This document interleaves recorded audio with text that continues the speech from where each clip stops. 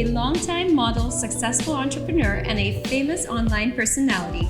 But being a family woman comes first for Mikaela Martinez. As a mother of three, Mikaela could attest to the joys and challenges of motherhood.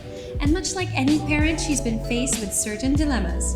In this age of online sharing and live updates, how does one navigate parenthood and curate content responsibly? As a modern-day mom, there are a couple of topics that have always been trotting in my head. Responsible parenting and social media. How much exposure do our kids have when it's too much? Today I'm here with Mikaela Martinez and her lovely daughter Noelle and a special guest. And we're going to be talking about parenting and social media in the modern age. Hi Mika, hi Steph. Thanks for having us. Yes, this is our special guest I know, today. he wants to be part of it. Yes, and hi Noelle. Okay, so let's talk first about your platforms. A lot of what you do in your personal life and work is on social media, right? And Noelle is also a big YouTuber as well. Can you tell me about that? So I'm a YouTuber. I film like all different kinds of videos, whatever that pops up in my head. It's normally like my creative side of things, so I can express what I feel and like my mood in my YouTube channel. And then alongside with that, I have my Instagram. Mikaela blossomed into a young woman in the public eye when she started modeling at the age of 15. Her following then transitioned online when she opened up her social media accounts. Her personal online space for thoughts and inspirations quickly became a platform to promote the things she cared about. Now her 14-year-old daughter Noelle has found her own online platform through YouTube. Eventually, it grew into like a community, and then that's when I realized, wow, this is really a powerful tool. And she was already, how old? 11, and she was begging, she's like, Mom, please. And I felt like at that time she wasn't ready yet. I didn't want to put her out there because you can't control the content out there, and people who would probably comment or, maybe say disrespectful things. So I wanted to keep her from that. But then there was this contest for Disney, and you had to create your own video and share about what you wanted to be when you grow up. And I said, okay, let's try it out, because they asked her, and she did her own video, did her own editing. She shared about being a big sister and wanting to be a gymnast at that time. And then we submitted it, and she said, can I try just having my own YouTube? I'll just make my own videos and stuff. That's how it started. I said, okay, since you make your own videos, you can handle it. I mean, let's start with that, and then let's see the response. But one important rule with that, I was like, not everyone is gonna like you. There are people who are gonna probably say bad comments, but I said your worth. I mean, you don't find your worth in in people who say all these nasty things, or if you get a dislike, it should not affect you.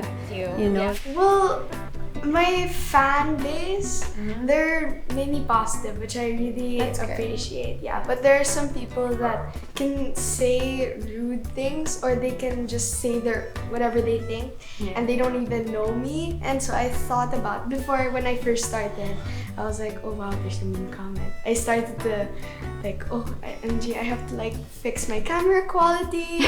But then like, that's what they see from the outside. They don't really know who I am. So later on, when people would just say that, I'm like, okay, cool. Travels, everyday routines, life hacks, and even challenges featuring her family make up most of her vlogs at Noelle Knows. But Noelle's online freedom comes with restrictions from her parents. So you think that helps to have a little bit of parental control as well? Yeah, I think so. And also because when they get inquiries and everything, she always passes it on to me. She never answers directly. She always shows me like, Mom, how do I answer this? So it's very, like, even before she posts anything, she actually shows me and my husband. Oh, that's great. So we check. So before I even publish it, I need to like show them. there's like approval.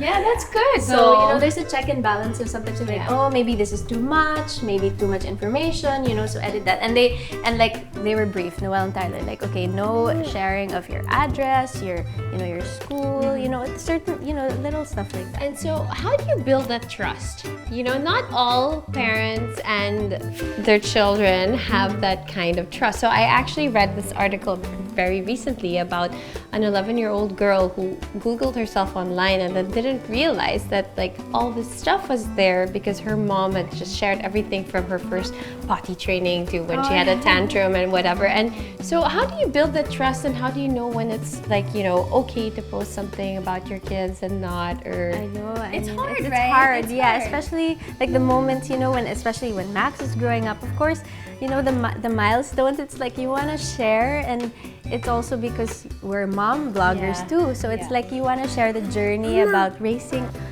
babies, and you know, this way. So I don't know, like, well, since that article came out, because I actually saw it also, I'm also mindful, like, okay, will this embarrass him maybe in the future? Because it stays forever, You know, right? like the There's a toilet, like legacy. being in the potty toilet. Okay, maybe that part I don't show. As an online influencer, Mikaela has also been open to her kids about sponsored and paid content. I think a lot of questions arise once you start monetizing your account because let's face it, I mean, it is a platform also for business. Yes, and, it and is. you know, your opinion has value, and so people are willing to pay for that. And to what extent should your children be a part of it, and when they should they not, right? Yeah. Well, with the lot two older ones, I always ask them, is this something you want to do? I ask them, do you want to do this product with me? Because if not, then we'll say no. So, but then she likes it, she enjoys it. Same with Tyler. Yeah. He loves it because also they can save. You know, Yeah, of they're course. so into their savings, and then they like the product. So it's actually cool. I Let's made talk them about open that. their own bank accounts. Yeah. Like Noelle, even Tyler, I said I prepared all the papers, and then they fixed everything, and then I just signed later on. I went on a separate trip. Yeah. But they went and opened their accounts. They have their own passbooks. I think also the nice thing with YouTube is your audience grows with you, right? So you carry your audience. This is something I noticed. So I think that's something exciting. And actually, her audience is, really a different age group. It's really her age, and sometimes when she does live, I'm there, and they're really young, and they really ask questions. Like, she gives good advice. Honestly, when I watch, I'm like, oh my god, that was so good. And it's really nice because at least there's a voice in that generation to reach out to kids who are also looking. And you're also very active in church, which is, I guess, good for I good think she moral lives guidance. there. She lives there. That's her second home. I love church. It's like a different thing. Like the people there, they're just like not just my friends. They're like my family. Oh yeah, and she's part of the media team there. great, So all yeah. the videos, the graphics, she gets to apply at least. A couple of years ago, I stopped buying fashion magazines because it made me feel bad about myself. And I would say Instagram or social media would be the new space for that. Unrealistic self-body image. That's what a lot of young girls have to face now, you know. How do you feel about that as like a, you know, you're a young girl, you're coming of age. Was there a it's time that you... normal that we would compare, but it came to a time where I was just like, okay, you know what? I'm me, and then I don't really care about what people think. But yeah, now when I see like a person with abs, I'm like, yeah, I would want that, but like I'm not gonna say, oh, I'm so fat.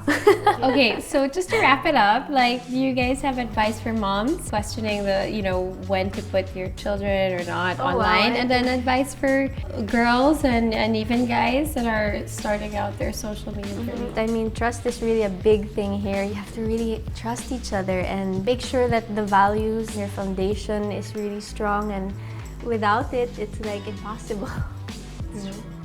So I trust you. Well, for me, for the people that are going into social media my age, you have to know what you're gonna post first. YouTube can be a job, and you can do that for a long time.